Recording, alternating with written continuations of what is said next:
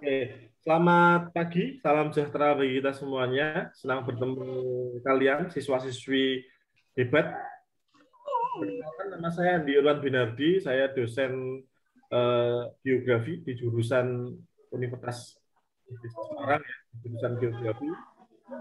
Di sini saya bertemu dengan orang-orang yang hebat. Kita akan sharing atau mungkin kaitannya dengan tips sukses kenapa bisa mendapat atau meraih prestasi di tingkat kompetisi sains nasional, yaitu ada Mbak Siti Zumrotul, peraih medali emas KSN IPS, ada Mas Muhammad Fatah Diaul Haq, juga mendapat medali emas, serta Mbak Pasha Orlin, ini mendapat medali perak ya, dari kontingen provinsi di Jawa Tengah. Yang pertama kita akan perkenalkan diri, nama, asal, sekolah, dan mungkin alamat ya, dan panggilannya siapa. Dimulai dari Mbak Siti, silakan Mbak. Baik, terima kasih atas kesempatan yang diberikan. Perkenalkan, nama saya Siti Zumrotul Husnul Khotimah, biasa dipanggil Khotim. Di sini saya berasal dari MTS NU Bana Brebes. Saya lahir di tanggal 27 November 2006. Saya bertempat tinggal di Desa Sualan, Kecamatan Jenu, Kabupaten Tuban. Oke. Hobi saya adalah membaca, di antaranya membaca novel, buku, dan lain sebagainya, dan searching, serta mendengarkan musik. Oke, terima kasih Mbak Siti Zumrotul.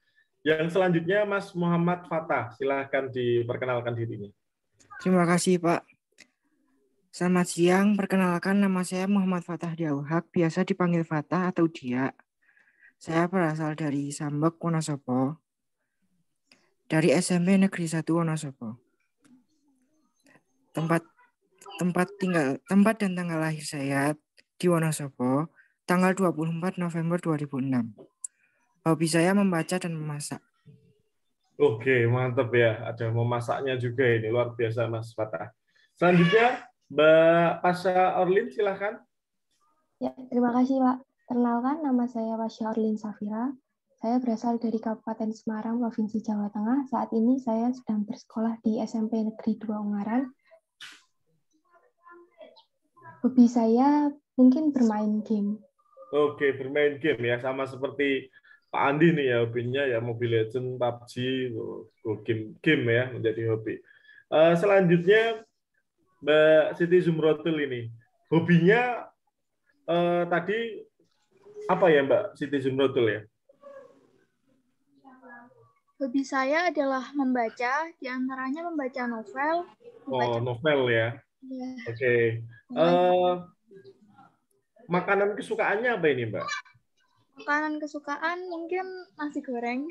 Oke, nasi goreng ya. Ini Mas Fatah kalau nasi goreng easy ya Mas, bisa memasak ya. Oke. Terus yang selanjutnya cita-cita untuk Mbak Siti Zumrotul ini, cita-citanya apa ini? Cita-cita saya adalah menjadi seorang pengusaha sukses. Oke, pengusaha sukses ya. Sekarang di media sosial terkenal dengan Crazy Rich itu ya. Oke. Selanjutnya Mas Fatah, cita-citanya jadi apa? Kalau sekarang inginnya jadi guru. Oke, jadi guru ya. Seperti Pak Andi ini berarti ya, guru di Universitas Negeri Semarang. Selanjutnya Mbak Pasha Orlin. Cita-cita saya saat ini mungkin masih farmasi, Pak. Oke, farmasi berarti tentang obat-obatan ya, pembuatan obat-obatan. Oke, Mas Fatah ini, kenapa kok suka dengan IPS atau ilmu pengetahuan sosial? Dulu waktu masih kecil, itu kakak saya itu kan SMA-nya IPS di luar kota. Kalau pulang itu bawa oleh-olehnya itu atlas, globe, terus buku-buku untuk latihan membaca. Setelah bisa membaca itu apa saja itu dibaca, termasuk buku IPS kakak saya. Sejak saat itu mulai suka. Mulai suka dengan IPS ya. Kalau Mbak Pasha Orlin, kenapa kok suka dengan IPS? IPS materinya menyenangkan dan pengajaran saya tentang pemahaman dasar tentang sejarah, geografi, dan ilmu-ilmu sosial lainnya. Oke, luar biasa sekali ya. Kalau Mbak Siti Zumrodul, kenapa ini kok suka ke IPS ini dan dapat medali emas ini di KSN? Karena menurut saya IPS itu mencakup banyak hal. Nah, kebetulan saya kan orangnya suka penasaran loh, jadi suka nyari tahu tentang banyak hal. Nah, selain itu IPS itu sangat luas, sehingga dapat menjadikan kita lebih berwawasan luas dan berpikir kritis. Oke, luar biasa Mbak Siti Zumrodul, Mas Fatah dan Mbak Pasha ini ya. Terus selanjutnya ini, Mbak Pasha ini, tips belajar ketika menghadapi KSN ini, di zaman pandemi ini ya. Tipsnya seperti apa kira-kira? Biar nanti di angkatan 2022, banyak siswa-siswa SMP yang sukses itu, seperti Mbak Pasha, Mas Fatah, dan Mbak Zumrodul itu. Tipsnya apa kira-kira yang kemarin dilakukan di 2021? Optimis, itu satu. Ikhtiar, banyak-banyak berdoa. Dua itu banyak-banyak membaca materi di buku, belajar tentang kisi-kisi yang diberikan. Mungkin itu. Oke. Ya, ada 3 poin ya. Mendekatkan diri kita kepada Allah Subhanahu wa Ta'ala atau Tuhan Yang Maha Esa. Yang kedua, mental. Mental itu penting. Penting ya. Maksudnya dalam arti kaitannya dengan siapa yang kita hadapi. Kita harus optimis gitu. Jangan pesimis gitu. Terus yang ketiga tentunya kita mempelajari materi-materi yang terdahulu ya. Itu yang disampaikan Mbak Pasha itu. Selanjutnya kalau Mbak Siti Zumrodul apa yang dilakukan? Tips belajar IPS yang baik dari saya adalah kita menyiapkan mental yang juara. Karena mental itu sangat penting dan sangat dibutuhkan saat menghadapi KSN. Nah, yang kedua adalah berusaha dengan sungguh-sungguh serta berdoa kepada Tuhan Yang Maha Esa. Nah, selanjutnya adalah dengan memperbanyak membaca dan mengupdate informasi.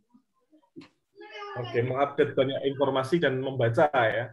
Oke. Ya, karena IPS itu selanjutnya ya. Karena IPS itu banyak berhubungan dengan realitas kehidupan, sehingga menuntut kita untuk memiliki pengetahuan yang luas. Oke, terima kasih Zumrodul, betul. Jadi memastikan real ya di real life ya, di kehidupan nyata. Maka kita harus memang up to date dengan apa yang ada di sekeliling kita, kegiatan-kegiatan ekonomi, kegiatan aktivitas sejarah, ada geografi, dan di sana juga ada sosiologi yang kaitannya dengan masyarakat. Yang terakhir adalah dari Mas Fatah, silahkan, tips belajar. Kalau menurut saya itu yang pertama, berdoa dan mendekatkan diri kepada Allah, banyak ibadah. Kemudian belajar, banyak-banyak membaca. Memanfaatkan fasilitas yang sudah diberikan sekolah tentunya. Tidak lupa itu meminta dukungan dari orang lain. Yang paling penting juga itu menyiapkan mental dengan optimis. Oke, ya. Jadi rata-rata ada 5 ya, ada 5 hal yang harus disiapkan dari siswa-siswa di SMP ketika ingin menghadapi IPS itu. Jadi mendekatkan diri kepada yang kuasa, terus yang kedua banyak berlatih soal-soal, berlatih materi, membaca materi yang tentunya sangat banyak sekali, materi IPS itu sangat luas. Terus yang ketiga tentunya mental, ketiga-tiganya ini tadi saya tanyain, mentalnya harus optimis, mentalnya harus siap bertanding dulu ya, karena memang ketika itu mentalnya pesimis kan otomatis akan mempengaruhi hasil itu. Terus yang keempat adanya tentunya dukungan dari orang tua, guru, dan teman-teman di sekitar kalian. Betul ya? Kalau nggak ada doa orang tua, tidak ada dukungan dari teman-teman, saya yakin kalian tidak akan sampai di tahap ini. Yang kelima mungkin yang itu membedakan kalian dengan yang teman-teman yang lain adalah tentunya pembimbingan. Karena seorang siswa SMP kelas 9 itu ketika dia belajar sendiri kan belum ada yang mengarahkan. Terus ketemu dengan Pak Andi, ketemu dengan tim dosen di Universitas Negeri Semarang, ketemu guru-guru di sekolah, tentunya kan tahu ya titik kelemahannya. Oh, kelemahan saya di sini. Itulah yang kelima ini yang menjadi penting begitu. Jadi pembimbingan yang terarah, terfokus ke satu tujuan untuk mencapai kompetensi di kisi-kisi di kompetensi Sains Nasional IPS. Dan kisi-kisinya harus memang dipelajari semua itu. Kalau tidak dipelajari tentunya akan miss ya, akan lewat seperti itu. Terus di tingkat nasional kemarin kan dari ketiganya ini kan membuat VT ya, video ya. Mungkin deskripsikan secara singkat itu. VT atau video yang dibuat ketika masuk di grand final itu. Dari Mbak Siti Zumrotul terlebih dahulu, dipersilahkan. Monggo Mbak. Video yang dibuat tentang apa itu? Silahkan. Baik, terima kasih Pak. Kemarin saya membuat video tentang situs Pati Ayam. Nah, situs Pati Ayam itu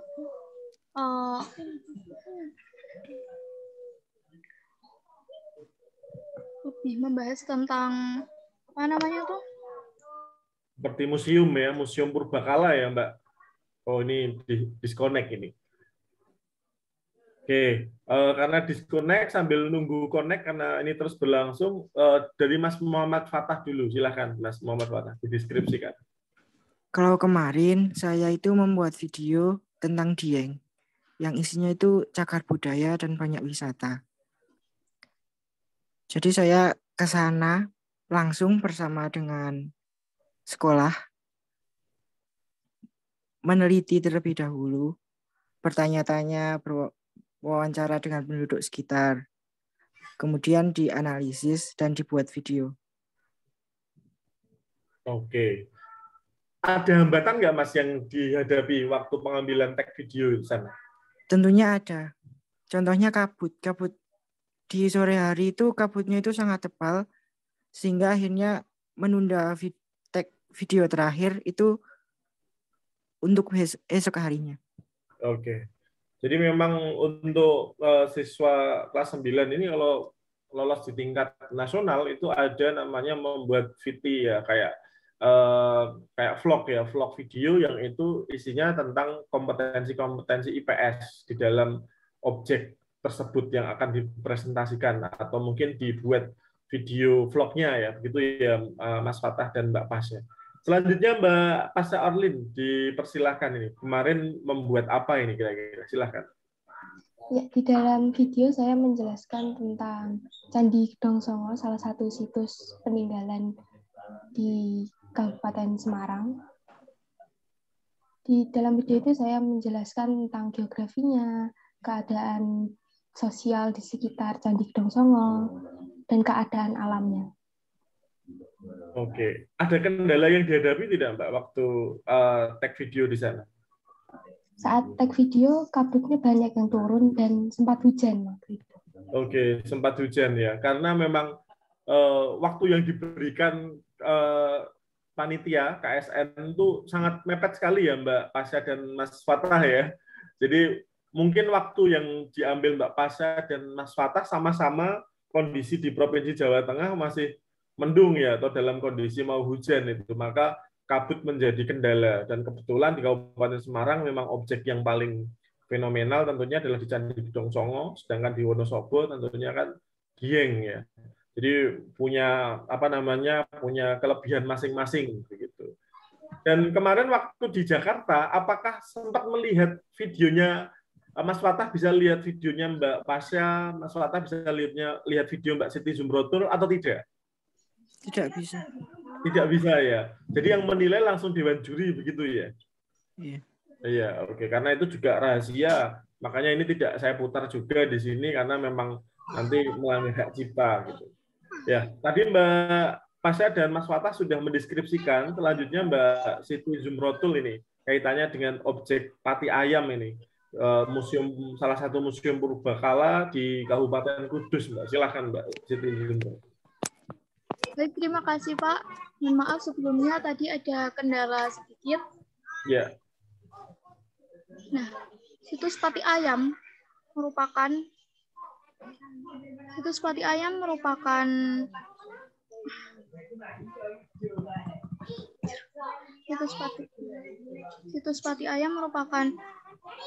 sebuah situs cagar budaya dan berlokasi di Perbukitan Pati Ayam, Desa Terban, Kecamatan Jekulo, Kabupaten Kudus. Nah, situs Ayam sendiri secara resmi ditetapkan sebagai Benda Cagar Budaya pada 22 September 2005 berdasarkan Surat Keputusan Balai Pelestarian Peninggalan Purbakala. Situs Pati Ayam. Ya, kendala yang dihadapi waktu di situs Pati Ayam itu apa, Mbak, di sana? Setahu saya kan materi di situs Pati Ayam itu memang sangat berat sekali itu, Mas Fatah dan Mbak Pasha, itu kaitannya dengan manusia-manusia purba, hewan-hewan purba dengan nama-nama latinnya ya, Mbak Zumrotul ya. Jadi memang dibutuhkan penguasaan materi yang luar biasa. Kalau Dieng, kalau Candi Gedong Songo di Gunung Ungaran itu kan sudah sangat familiar ya, Mas Fatah dan Mbak Pasha ya. Tentunya gampang sekali dipresentasikan. Nah, ini menurut saya atau hambatan yang dihadapi Mbak Zumrotul itu kemarin waktu ketika membuat video itu, karena itu materinya yang sangat teknis. Kayak seperti arkeologi ya. Arkeologi. Iya, Pak. Ya, seperti arkeologi. Umurnya berapa ribu tahun sebelum Masehi, terus jenis-jenisnya apa itu. Dan itu mengantarkan Mbak Zumrotul ke medali emas juga. Jadi memang kalian bertiga memang orang-orang pilihan sumber daya manusia unggul di Provinsi Jawa Tengah. Terus Mas Fatah ini, tips bagaimana cara mengerjakan soal-soal IPS yang notabene kalau dibaca secara sekilas itu banyak jawaban yang relatif betul semua gitu. Tipsnya seperti apa itu, Mas Fatah, untuk menjawab soal seperti itu? Kalau saya itu sebelum mengerjakan itu beberapa hari sebelumnya itu saya berlatih itu membaca komik-komik detektif atau majalah detektif yang banyak masalahnya. Jadi saya mulai berlatih menganalisis di situ. Mantap sekali. Jadi kayak seperti detektif Conan gitu ya, Mas ya? Iya, contohnya seperti itu. Iya. Karena memang IPS itu masalahnya soal-soalnya berbasis problem solving ya. Solusi permasalahannya seperti apa. Jadi kita harus memang analisis itu menjadi suatu hal yang harus wajib dikuasai. Kalau Mbak Pasha seperti apa, Mbak Pasha Orlin? Mungkin saya hanya belajar dari materi-materi yang sudah saya baca sebelumnya, lalu membaca soal dengan teliti. Oke, membaca materi-materi yang sebelumnya sudah ada, terus menjawab. Selanjutnya Mbak Zumrotul ini, di dalam grand final kan ada hubungan antara konsep itu ya? Iya, Pak. Cara Mbak Zumrotul menjawab antara 3 konsep itu bagaimana, Mbak Zumrotul? Jadi untuk menjawab soal hubungan antar konsep itu saya sendiri ada 3 cara. Nah, nomor 1 itu jadi hubungan sebab akibat. Jadi antara konsep satu dengan yang lainnya itu kira-kira berhubungan antar sebab akibatnya atau tidak. Nah, yang kedua itu ada korelasi. Nah, terus yang ketiga itu ada analisis faktor atau unsur. Jadi untuk menjawab hubungan antar 3 konsep, saya menggunakan cara-cara itu. Oke, terima kasih Mbak Zumrotul, luar biasa ini. Kalau Mas Fatah, metodenya sama atau ada yang berbeda? Sama. Oke, sama ya. Mbak Pasha juga demikian.